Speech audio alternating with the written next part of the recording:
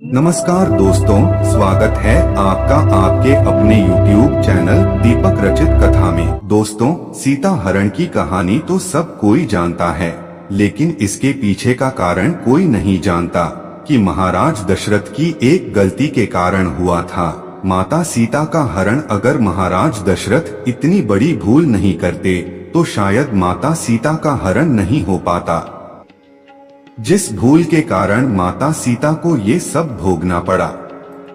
दोस्तों, महाराज दशरथ की वह कौन सी गलती थी जिसके कारण माता सीता को इतने सारे कष्ट झेलने पड़े? अगर आप भी जानना चाहते हैं तो वीडियो को अंत तक देखें। दोस्तों, रामायण की कथा तो आप सभी ने सुनी या पढ़ी होगी, जिसने श्री राम और माता सीता के जीवन से जुड़े पहलुओं को दिखाया गया है। उन्हीं में से एक कहानी में बताया गया है कि महाराज दशरथ की एक छोटी सी गलती के कारण हुआ था माता सीता का हरण। रामचरितमानस जो तुलसीदास महाराज की है, उनकी हर एक चौपाई मंत्र का काम करती है कि ऐसी कौन सी गलती हुई थी महाराज दशरथ से कि रावण माता सीता को हरण करके ले गया। दोस्तों, जब भगवान श्री राम, लक्ष्मण, भरत, शत्रुघ्न चारों भाइयों का विवाह हो गया और बारात लौटकर वापस अपने नगर में आई, तो महाराज दशरथ ने अपनी पत्नी कौशल्या से कहा था कि कौशल्या, एक बात आप लोग हमेशा गांठ बांध कर रखिए, क्योंकि आज तक आप सिर्फ चारों बेटों की माँ थी, लेकिन आज के बाद आप सब माँ होने के बावजूद चारों बहुओं की सास भी बन चुकी हैं कि सास और बहू का धर्म क्या होता है। जिस घर में बेटे की बहू आ जाए, उस घर में सास का ये धर्म बनता है, उसका ख्याल रखें। गोस्वामी तुलसीदास जी रामचरितमानस में कहते हैं कि जब दूसरे की बेटी हमारे घर में बहू बनकर के आ रही है और सास का ये धर्म बनता है कि उसकी रक्षा ठीक उसी प्रकार करनी चाहिए जैसे आंखों की रक्षा पलक करती है। उसके बाद महाराज दशरथ ने बहुत प्रकार के उपदेश दिए। फिर एक दिन महाराज दशरथ के दिमाग में एक बात आई। महाराज ने विचार किया कि क्यों ना मैं अपनी चारों बहुओं की परीक्षा ले लूं कि मेरी कौन सी बहू कितनी चतुर हैं, और चारों को पास में बुलाकर एक बात कही कि देखो बेटी, तुम चारों मेरी पुत्री के समान हो। मेरी पुत्री ही हो तो मेरा एक आदेश है तुम्हारे लिए। अब चारों बहुएं खड़ी होकर पूछने लगी कि कहो पिताजी, क्या आदेश है? तब महाराज दशरथ ने कहा कि पुत्री, आज तुम चारों अलग अलग रसोई बनाओगी और फिर देखते हैं कि कौन बहू कितनी चतुर है और कितनी जल्दी खाना लाती है। अब चारों बहुएं वहां से चली गई। सभी के दिमाग में ये बात आई और उन सभी ने भोजन बनाना शुरू कर दिया। 56 प्रकार के व्यंजन बनाकर तैयार किए गए। तो सबसे पहले भरत की पत्नी मांडवी खाना लेकर आई।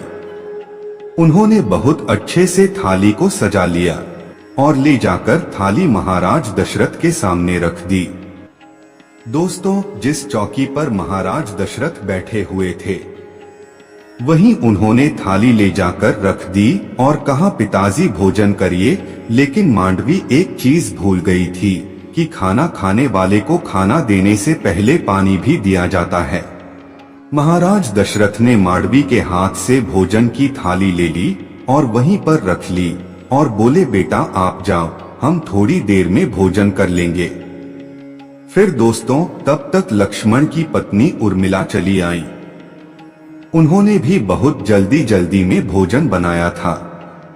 उर्मिला ने भी एक थाली में भोजन सजाया और थाली सजाने के बाद उर्मिला भी भूल गई कि महाराज दशरथ को पानी भी देना है। अब महाराज दशरथ समझ गए कि लगता है ये बहू भी बिल्कुल ऐसी ही है। दोस्तों, ये बात सच है कि अगर किसी को भोजन दिया जाता है तो भोजन करने वाले को भोजन देने से पहले पानी जरूर देना चाहिए। लेकिन उर्मिला भी भूल गई। महाराज दशरथ ने उनके हाथों से भी थाली ले ली और बोले, बेटा आप भी जाओ। अब दोस्तों तीसरे नंबर पर शत्रुघ्न की पत्नी श्रुतकीर्ति आई और जल्दी जल्दी में भोजन उन्होंने भी बनाया। भोजन इतना सुंदर और स्वादिष्ट बनाया जिसका कोई जवाब नहीं था। लेकिन उनसे भी एक गलती हो गई। उनसे गलती ये हो गई कि श्रुतकीर्ति हाथ में भोजन की थाली लेकर के चली, लेकिन महाराज दशरथ को जल्दबाजी में जल देना ही भूल गई। अब महाराज दशरथ ने श्रुतकीर्ति के हाथ से भी भोजन की थाली ले ली और वहीं पर रख ली, और वहीं पर रखने के बाद कहा कि पुत्री आप भी जाइए। तीनों थाली रखी है, भरत की पत्नी की, लक्ष्मण की पत्नी की और शत्रुघ्न की पत्नी की, लेकिन महाराज दशरथ ने किसी में से एक भी ग्रास भोजन नहीं किया। अब महाराज दशरथ को इंतजार था माता सीता का, और माता सीता ने एक थाली में भोजन लगाया, 56 प्रकार के व्यंजनों को एक थाली में लगाया और अपने हाथ में थाली उठाकर चलने के लिए तैयार ही हुई। तब तक माता सीता को ध्यान में आ गया कि किसी को भोजन देते हैं तो भोजन देने से पहले पानी दिया जाता है। अब माता सीता ने विचार किया कि मुझे तो पहले से ही इतनी देर हो गई है और मेरी तीनों बहनें ससुर के पास भोजन लेकर पहुंच गई होगी, मेरे पिताजी मेरे बारे में क्या सोचेंगे। तब दोस्तों माता सीता ने कौन सा काम किया। सीता माता ने एक हाथ में भोजन की थाली और दूसरे हाथ में जल का लोटा लिया। महाराज दशरथ बीच चौके पर बैठे हुए देख रहे हैं और रसोई से जैसे ही माता सीता एक हाथ में भोजन की थाली लेकर दूसरे हाथ में जल का लोटा लेकर रसोई की चौखट से जैसे ही एक पैर अंदर और एक पैर बाहर रखती है, तो महाराज दशरथ की नजर उन पर पड़ गई कि सीता तो आ गई, लेकिन मुझे लगता है कि वह थोड़ी देर में जरूर आई है। तब दोस्तों क्या हुआ, सीता माता ने भी देख लिया कि पिताजी मुझे देख रहे हैं, पता नहीं क्या जवाब देंगे। ऐसे विचार सोचती हुई माता सीता चली आई। तब तक क्या हुआ दोस्तों, थोड़ा सा हवा का झोंका आया और हवा के साथ एक तिनका उड़ता हुआ आ रहा था।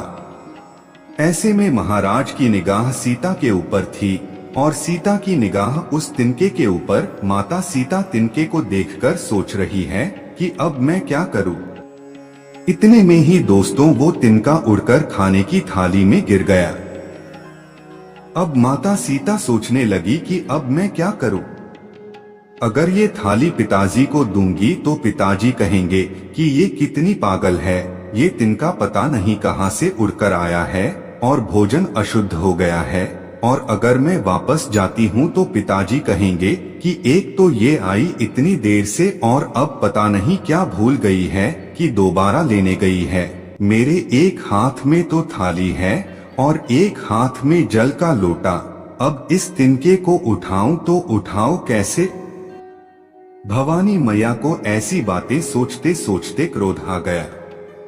इतना क्रोध आया कि जब माता सीता की दृष्टि उस तिनके पर पड़ी तो उसे राख बनाकर उड़ा दिया।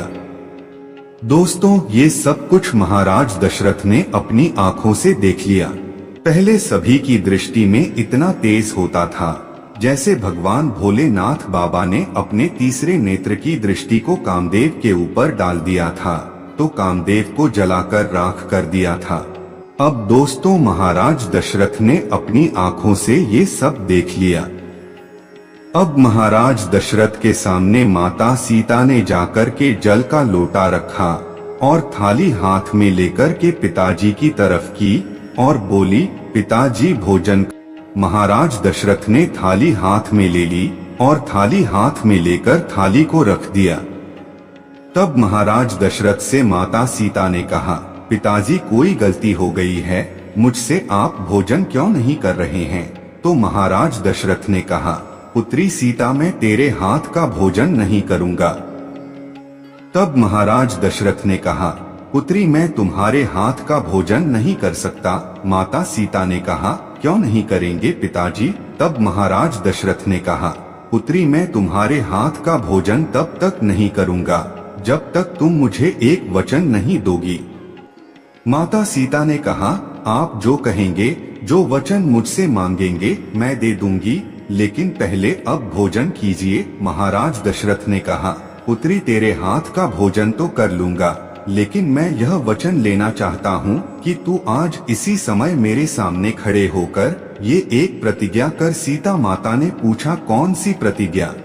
तो आज तुम मुझे वचन दें कि तू आज के बाद कभी भी किसी के ऊपर अपनी दृष्टि नहीं डालेगी।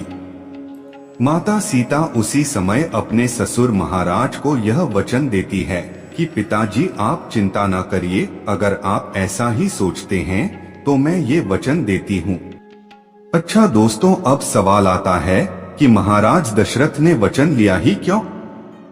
महाराज दशरथ समझते थे कि मेरे सबसे बड़े पुत्र जो राम है वो थोड़े सुशील सज्जन है, तो अगर किसी दिन पति पत्नी में कोई अनबन हो गई और अगर सीता को क्रोध आ गया तो क्रोध में आकर आंखों की दृष्टि को अगर मेरे पुत्र के ऊपर डाल दिया तो मेरे 3 ही पुत्र रह जाएंगे। तो दोस्तों, जिस समय माता सीता लंका में थी रावण के यहाँ, तो जब दोस्तों रावण सीता को धमका रहा होता था, एक बार मेरी तरफ देख, तो माता सीता एक तिनके की तरफ देखकर सोचती हैं कि अरे तिनके, अगर उस दिन तू मेरा बैरी ना हुआ होता, मेरे पिता समान ससुर मुझसे ये वचन ना लेते, तो शायद आज ये रावण मुझे ना धमका रहा होता, इसे मैं कब का जलाकर राख बना देती। तो दोस्तों, महाराज दशरथ की इस गलती के कारण सीता जी रावण की कैद से खुद को मुक्त नहीं करवा सकी।